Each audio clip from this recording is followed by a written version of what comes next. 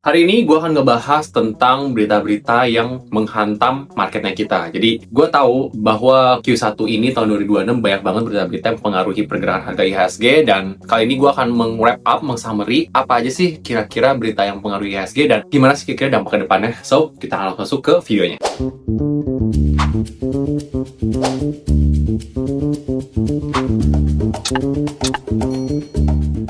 Halo guys, balik lagi dengan gue Ken. Jadi video kali ini gue akan ngebahas berita-berita sepanjang kuartal pertama di tahun 2026. Jadi mungkin apa yang bisa gue summary itu ya, kita di tahun 2026, awal 2026 ini banyak berita-berita yang gak terlalu bagus untuk market kita ya. Nah, gue tampilin di sini. Jadi yang pertama ada kalau misalkan berita bahwa MSCI membutuhkan rebalancing, otomatis ini akan membuat investor global menjadi sedikit ragu dengan marketnya kita karena ternyata banyak tidak transparan marketnya kita. Terus ada juga dari Moody's, itu menurunkan peringkat ketahanan kita. Jadi walaupun kita masih investment grade sebagai as a country, tapi kemampuan negara kita itu diturunkan satu level. Itu juga akan membuat kurang dipercayalah negara kita. Dan akhir-akhir ini yang kalian juga pasti tahu, maupun dari yang trading, trader, investor, bahkan orang yang tidak main di dunia investasi saham segala macam pasti tahu berita ini, kalau misalkan US dan Israel menyerang Iran. Jadi sebenarnya dari hal yang terjadi belakangan ini, menurut gue yang menjadi perlu perhatian utama itu yang paling terakhir ya, terutama yang kondisi politik, kondisi global. US itu membantu Israel menyerang Iran. Itu kenapa? Karena banyak banget nih runtutannya. Jadi ini nggak hanya sekedar perang biasa aja yang mengakibatkan korban nyawa dan lain-lain, tapi ini juga akan pengaruhi permainan global. Kenapa gue bisa bilang gitu? Karena yang beberapa poin penting yang gue mau share kalian ya. Yang pertama, Iran itu menguasai suatu transportasi di mana nama itu Selat Hormuz lah. Kalian kalau misalkan tahu itu adalah suatu lekukan kecil yang menjadi transportasi pengiriman dan penerimaan oil. Itu bisa dibilang kapasitasnya itu sekitar 20-30% dari seluruh negara itu pasti harus melewati Selat Hormuz ini. Kenapa? Karena kalau misalkan si pengiriman oil ini tidak melewati Selat Hormuz, itu biayanya akan menjadi lebih mahal dan perjalanannya akan lebih lama karena dia harus memutar si Afrika gitu. Nanti gue akan kasih lihat kalian gimana kurang lebih mereka atau kapal-kapal ini tuh harus memutar kalau misalkan Selat Hormuz ini ditutup. Nah, ini akan menjadi game changing nih. Kenapa? Karena ketika harga minyak pasti naik, ya pasti ya otomatis ya waktu lebih lama, jarak yang tempuh lebih panjang, pasti akan membengkakkan si harganya.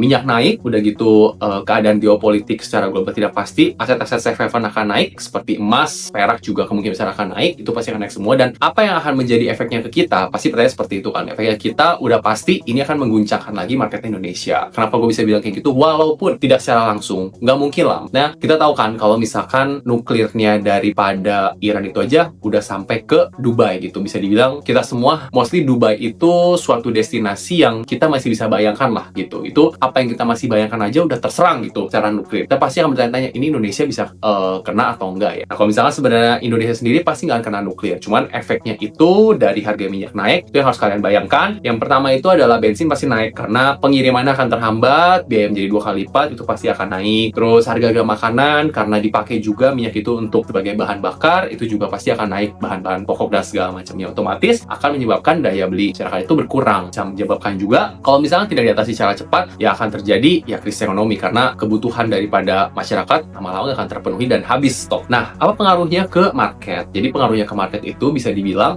kalau misalkan kondisi lagi nggak pasti seperti ini, kita juga melihat kalau Pak Presiden tidak menanggapi dengan serius, dengan cepat, sehingga efeknya itu berkepanjangan dan ngegantung, otomatis pasti rupiah akan melemah. Kenapa? Karena ketika terjadi suatu peristiwa besar seperti ini, kemungkinan besar itu investor-investor pasti akan menarik uangnya ke mata uang lokal mereka gitu, which is rupiah akan ditinggalkan, rupiah akan ditukar, suplainya akan banyak, nilainya pasti akan turun dibandingkan mata uang US dollar udah pasti. Yang kedua, aset-aset di negara berkembang seperti kita itu pasti akan ditarik, jadi pasti akan dijual karena ketidakpastian seperti ini. Mereka nggak bisa ngejamin nih negara berkembang itu bisa memberikan returnnya seberapa besar. Mereka lebih baik untuk menyimpan cash untuk aman-aman aja, atau nggak kalau misalnya mereka mau melindungi nilai mata uang mereka, ya mereka tinggal tukar ke emas. Karena emas atau mereka tukar ke oil pun mereka itu pasti akan naik, karena ya kalau misalkan kayak gini kita tahu lah ya, apalagi kalau misalkan udah ketebak cara permainannya itu Iran akan menutup Selat Hormuz yang menjadi transportasi utama 20% supply oil, ya pasti harga apa yang akan naik kalian juga pasti tahu tuh. Nah, jadi menurut gue sih sebenarnya saat-saat seperti ini, apalagi gue melihat juga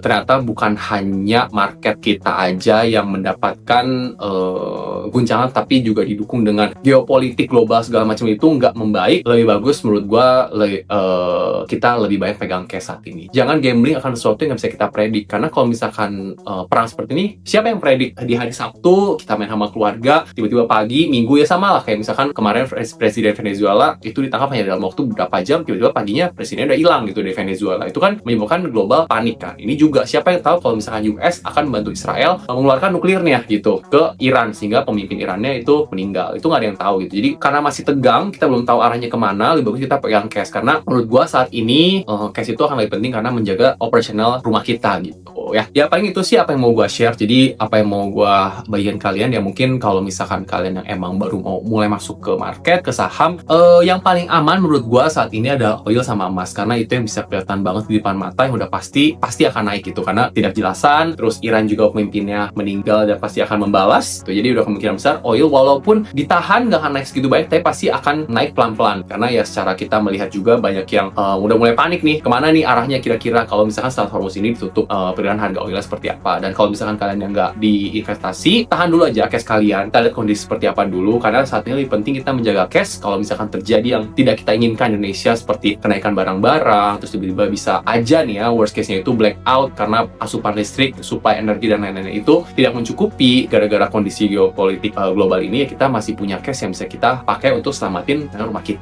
Ya, so itu aja insight dari gue, semoga membantu. Buat kalian yang punya komen, feel free tulis di kolom komen, ataupun mau DM ke gue pribadi, IG atau TikTok, feel free. Gue akan bahas, gue akan coba untuk menanggapi komen-komennya kalian. So segitu aja, semoga bermanfaat. Stay safe. Buat kalian yang misalkan nonton dari luar negeri juga stay safe. Ikutin aja apa yang apa yang diarahkan oleh embassy-nya kita di sana. Ya, gue doain semoga kita semua selalu aman dan selalu dijaga sih. Ya, segitu aja. See you next video. Bye bye.